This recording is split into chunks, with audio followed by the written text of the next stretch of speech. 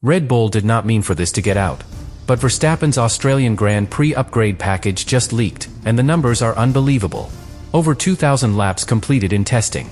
0 major mechanical failures. 4 tenths per lap faster than Ferrari in race simulations. 12 degrees cooler engine temperatures. More than 340 km per hour without drag reduction system. And that was before the Melbourne upgrade package was added. Now we are talking about a blown diffuser evolution increasing rear downforce by 15%. A completely redesigned front wing fixing slow corner understeer. Refined Ford Stage 2 engine mapping with reduced turbo lag. Up to half a second per lap unlocked. Half a second. For race 1. Under the new generation regulations, energy management and thermal control define everything. And if this leak is accurate, Red Bull may have already mastered both. We are days away from lights out in Australia. If these upgrades perform the way the data suggests, the season might shift before it even truly begins. Subscribe now, because what we are about to break down could explain why the entire paddock just went quiet. Now let's slow this down. Because before the Australian upgrades were even leaked, the foundation already looked dangerous. In Bahrain testing, Red Bull completed over 2,000 laps. That is not just mileage. That is validation. 0 major mechanical failures across an entire test program. In the first season of a new regulatory era, reliability like that is rare. And reliability creates freedom. Freedom to push harder. Freedom to hide performance. Freedom to experiment with engine modes without fear. But here is where the leak becomes even more unsettling. Red Bull did not chase qualifying headlines. Verstappen's fastest lap looked competitive, but controlled. They focused on long runs. 57 lap simulations with almost no degradation. Only around 1/10 per lap drop off over a full race distance. That kind of consistency changes strategy completely. Because when your tires remain stable, you dictate the tempo. You stretch stints. You pressure rivals into early pit stops. You control track position. And Melbourne rewards track position more than almost any circuit on the calendar. Now layer in the Ford element. Engine temperatures reportedly ran 12 degrees cooler than rivals. 12 degrees. That is thermal headroom. Headroom means sustained hybrid deployment. No clipping late in the straight. No sudden drop in electrical boost when defending. In testing, the RB22 reached over 340 km per hour without drag reduction system. That is not luck. That is efficiency built into the architecture. And then there is the hidden pace. Telemetry leaks showed Verstappen going purple in Sector 2 while running Map 4, a conservative engine setting. Conservative. Estimates suggest as much as 8 tenths per lap remained unused in certain phases. 8 tenths. Before the Melbourne package. So understand this clearly. Before the blown diffuser evolution. Before the front wing revision. Before the Stage 2 Ford mapping refinement. The RB22 already looked strong. Stable. Efficient. Controlled. And if this was Red Bull operating below maximum performance in testing, what happens when they unleash the full system under the lights in Australia? Now we move to what was actually leaked for Australia. And this is where things stop being subtle. Red Bull is introducing Spec 1.1 for Melbourne. Not a small tweak. A coordinated evolution. Let us begin with the side pods.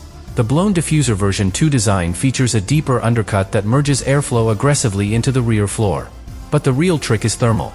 Hot air from the Ford power unit is being directed toward the diffuser, increasing rear downforce by roughly 15% while reducing cooling drag. That is extraordinary. Because under the new generation regulations, cooling efficiency and aero balance must coexist. Most teams compromise one for the other. Red Bull appears to have aligned both.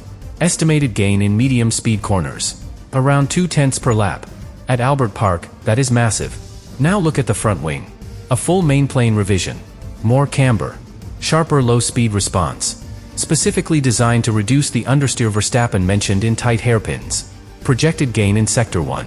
Roughly 15 hundredths. That matters at Turn 1. Turn 3. Critical overtaking setup points. Then the airbox winglets and mirror mount refinements. Cleaner airflow toward the rear wing. Improved stability in crosswinds. Approximately 1/10 improvement in high-speed sections. Melbourne's unpredictable gusts make that stability invaluable. Now the diffuser and rear crash structure extension. Improved airflow expansion on exit. More traction out of turn 15. Stronger acceleration onto the main straight. And here is where everything connects. The Ford Stage 2 engine mapping. Refined for standing starts. Reduced turbo lag. Sustained deployment with no clipping on long straights. Under the 2026 energy regulations, deployment timing is decisive. If your torque arrives instantly and consistently, you defend better. You attack better. You manage tires better. Stack all these gains together and the projected improvement reaches up to 55 hundredths per lap. More than half a second. For race 1. Now think about that in context. The RB22 already showed 4/10 advantage in long-run simulations before these upgrades. If even half of the projected Melbourne gain materializes, the margin becomes uncomfortable. And here is the deeper issue for rivals. This is not a random collection of parts. It is a closed-loop system. Cooling feeds aerodynamics. Aerodynamics protect tires. Tires allow aggressive deployment. Deployment reinforces straight-line advantage. You cannot copy that with a single new component. You would need to redesign your philosophy. We are days away from lights out in Australia. If this leak reflects reality, the first race will not simply test speed. It will test understanding. And Red Bull may have understood this new era faster than anyone else. Now here is where the leak becomes truly unsettling for the rest of the grid. Because if even 70% of these projected gains translate to the asphalt in Melbourne, the competitive order shifts immediately. Think about the structure of what Red Bull has built. Before the upgrades, the RB22 already showed brutal reliability and hidden race pace. 4/10 per lap faster in long runs. Minimal degradation over 57 laps. 12 degrees cooler engine operation. That alone is a championship-level baseline.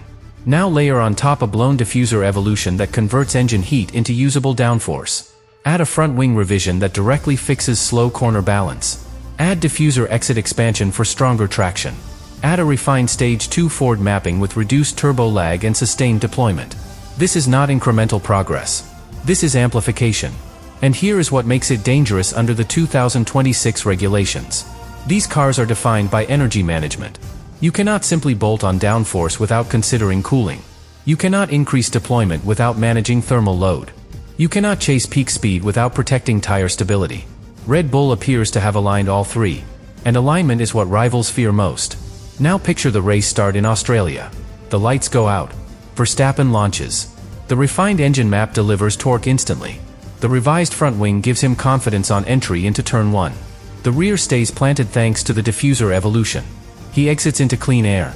From there, the rhythm begins. Stable lap times. Minimal degradation. No clipping at the end of the straight. That is how races get controlled. Not with dramatic overtakes. With structured pace. And once Red Bull controls the pace, they force others into reactive strategy. Reactive strategy creates risk. Risk creates mistakes. Meanwhile, the RB22 operates inside a validated performance window. This is what leaves engineers uneasy. Because you can copy a wing. You can copy a floor edge. You cannot instantly copy validated integration between cooling architecture, hybrid deployment curves, aerodynamic flow, and driver adaptation. That requires months. And championships are often shaped in those months. We are only days away from the first Grand Prix of the season. The grid will line up believing everything is still open. But if the leak reflects reality, Melbourne will not simply reveal who is fastest. It will reveal who built the most complete system. And the uncomfortable truth is this. If Red Bull's understanding of the new era is already this mature before race 1, the real battle may not be for Australia. It may be for how quickly the rest of the field can redesign their philosophy before the gap becomes permanent. And now we arrive at the final, uncomfortable layer of this leak. Because if Australia confirms even most of what has surfaced, this is not just an early season advantage.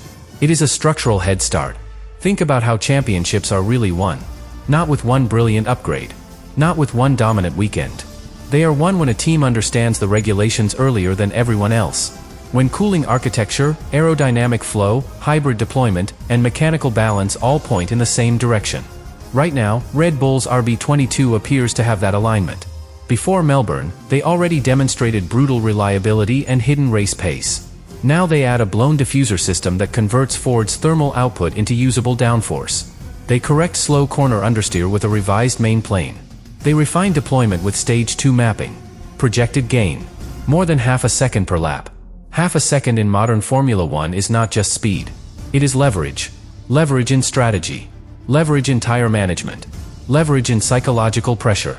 Now zoom out. Under the 2026 generation rules, energy deployment is no longer a small detail. It defines overtaking. It defines defense. It defines race rhythm. If the Ford unit truly runs 12 degrees cooler, that thermal headroom compounds over a race distance. It compounds over a season. Hotter circuits amplify cooling challenges. If Red Bull has margin, that margin grows. And here is the critical factor. Verstappen does not look like he is adapting. He looks synchronized. These cars punish overdriving. They demand patience and precision. Verstappen's throttle discipline, his ability to rotate the car early, his sensitivity to rear grip, all fit this philosophy perfectly. If the revised front wing gives him sharper entry and the diffuser delivers predictable traction, his natural strengths multiply. And when a driver and platform align this early, performance becomes repeatable. Repeatable performance is what creates dominance. Now imagine Melbourne's closing laps. Fuel loads low. Tires aging. Rivals pushing to close the gap. If the RB22 still deploys cleanly without clipping. If traction remains stable out of turn 15. If straight-line speed holds without overheating. Then the message is clear. This was not a lucky test. This was preparation. We are days away from lights out at Albert Park. The world will be watching the first corner. But the real story may unfold in the rhythm that follows. Because if the leak reflects reality, Australia will not simply start the season. It will reveal whether Red Bull quietly solved the puzzle of this new era before anyone else even realized how complex it was. And if that is true, the question is no longer whether they can win in Melbourne. The question is how long it will take the rest of Formula One to catch something that already looks engineered to stay ahead.